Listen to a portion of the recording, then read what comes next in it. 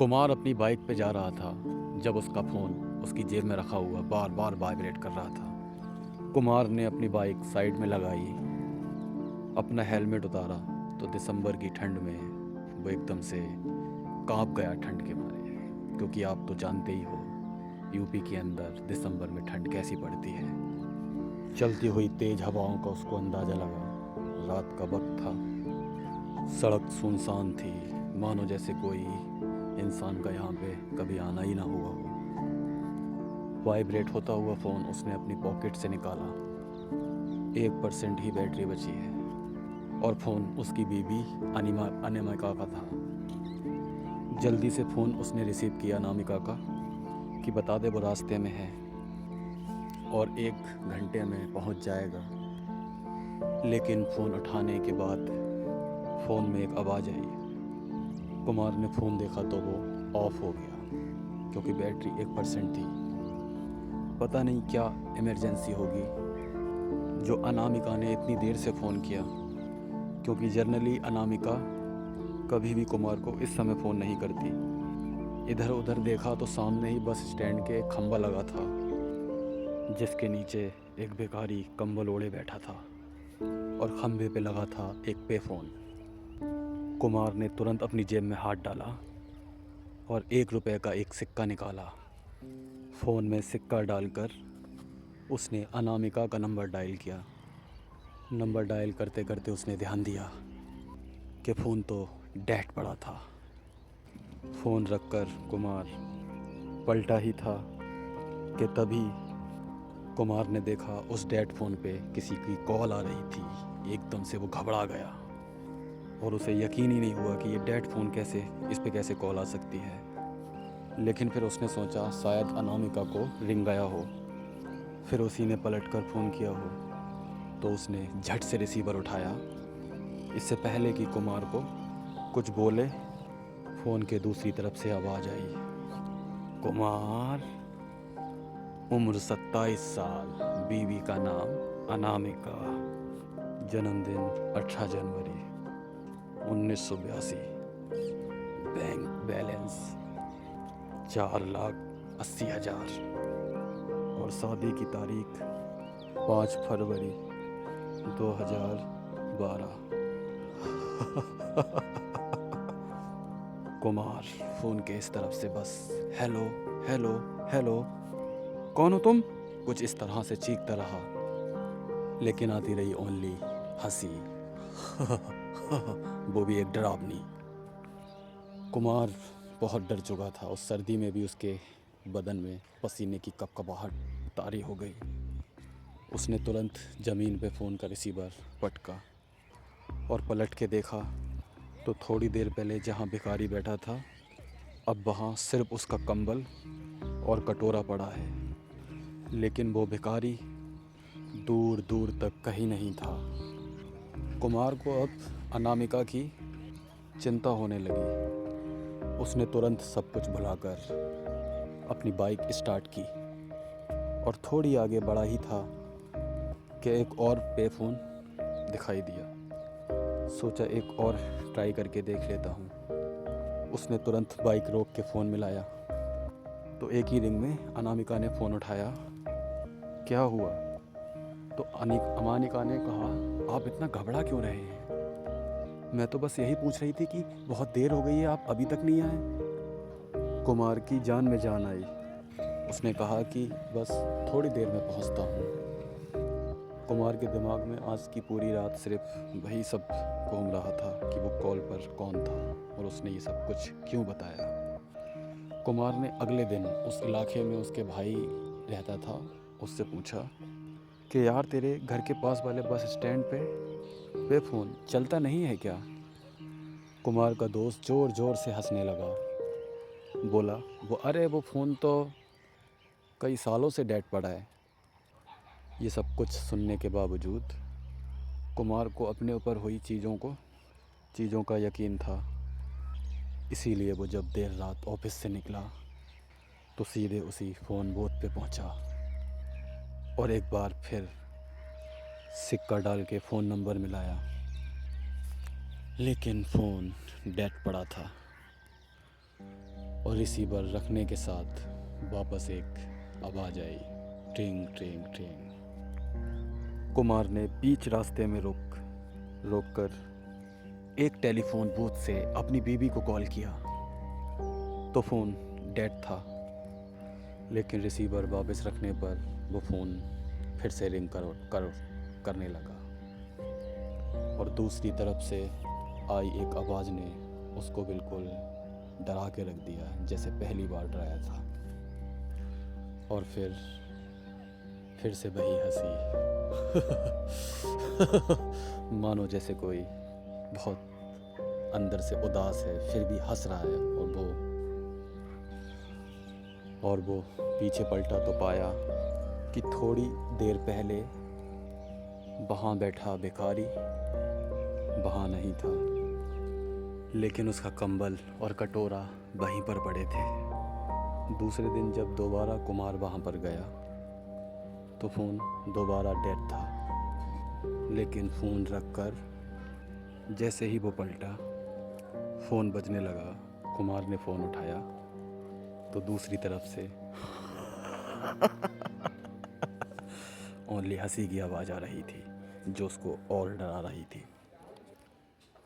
और उसके बाद फ़ोन कट गया। कुमार बार बार रिसीवर के हैंडल को मारता रहा, लेकिन कोई फ़ायदा नहीं हुआ। कुमार के दिमाग में सिर्फ 2 सवाल थे जब उसने अपनी बाइक स्टार्ट करी थी।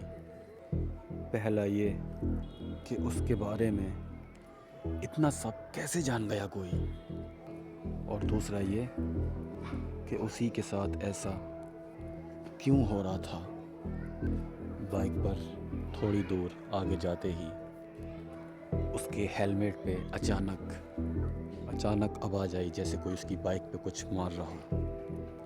कुमार को लगा शायद ये मेरा भ्रम है, लेकिन आवाज़ टक टक टक टक आती रही। लेकिन फिर उसके हेलमेट पे दोबारा ज़ोर से टक टक करने की आवाज़ आने लगी। कुमार का ध्यान तुरंत अपनी बाइक के शीशे पर गया, जिसमें साफ तो नहीं पर धुंधला धुंधला उसे दिखाई दिया कि जैसे कोई उसकी बाइक के पीछे बैठा हुआ है। कुमार ने हिम्मत करते हुए अपने चेहरे को पीछे की तरफ घुमाया तो पाया कि वहाँ कोई नहीं था। कुमार सामने की तरफ पलटा ही था कि अचानक उसके बगल से एक ट्रक निकल गया। कुमार ने किसी तरह अपने आप को मुश्किल से इस शौक से अपने आप को संभाला और एक बार फिर बाइक स्टार्ट करके घर की तरफ चल पड़ा।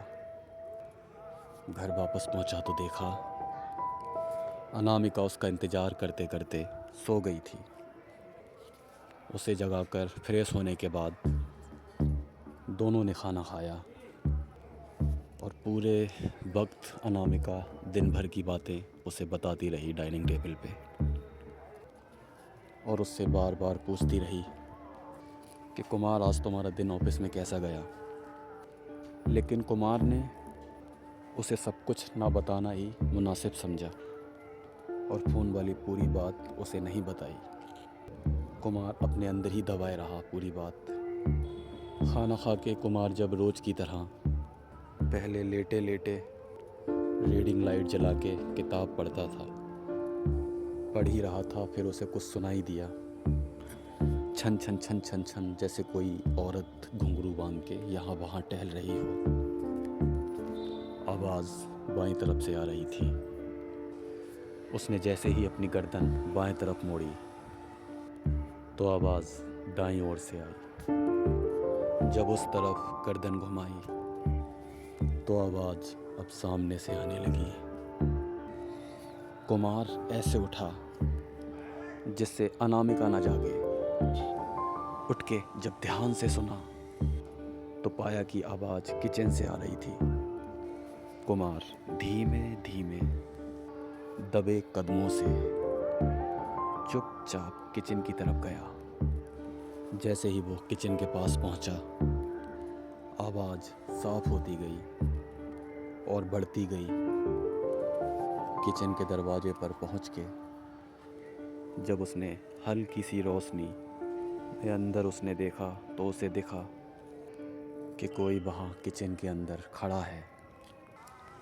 कुमार ने बिना कोई आवाज़ किए जैसे ही लाइट का स्विच ऑन किया, लाइट के जलते ही उसका वहम दूर हो गया। वहाँ पर कोई भी नहीं था। वापस बत्ती बुझाने को पलटते वक्त किचन के गैस वाले रैक पर गई तो देखा एक टूटा पुराना सा कटोरा वहाँ रखा था।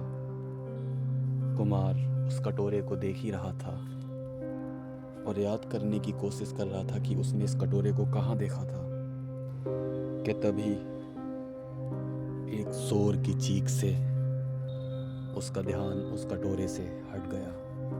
किसी औरत की चीखने की आवाज़ आई बहुत ज़ोरों से। कुमार की ज़िंदगी में एक अजीब सा दौर आ गया था।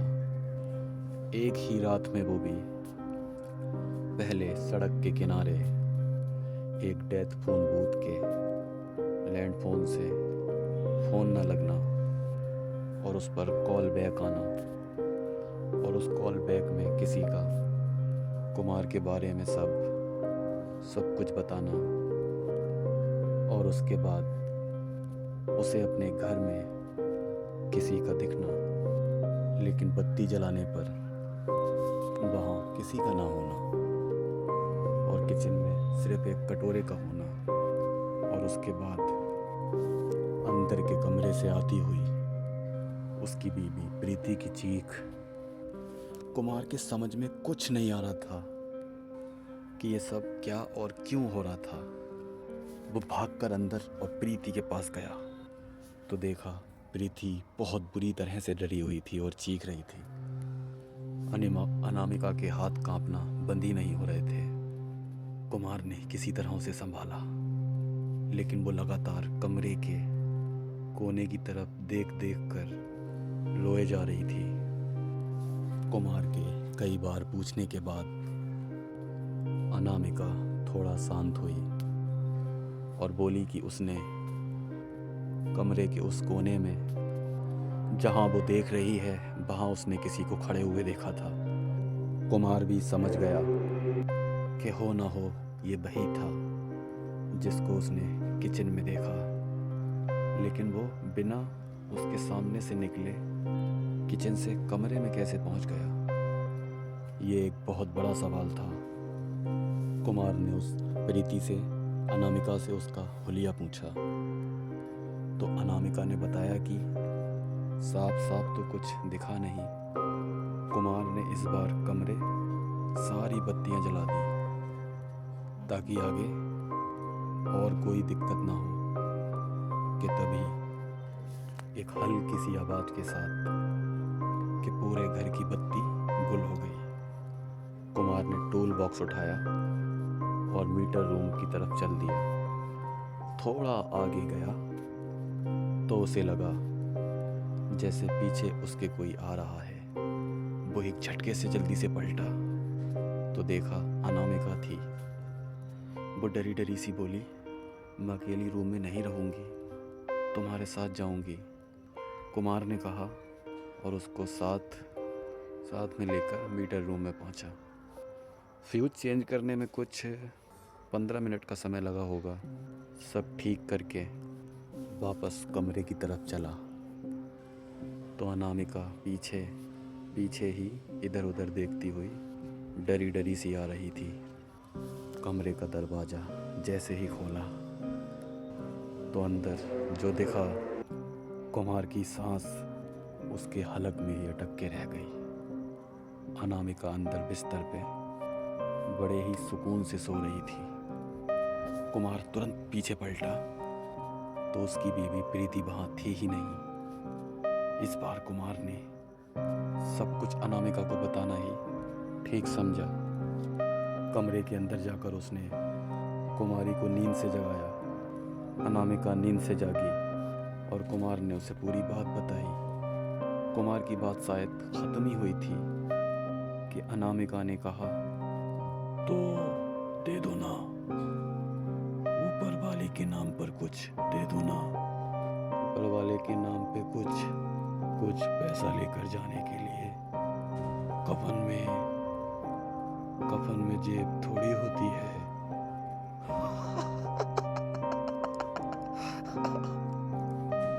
अनामिका जोर जोर से हंसने लगी।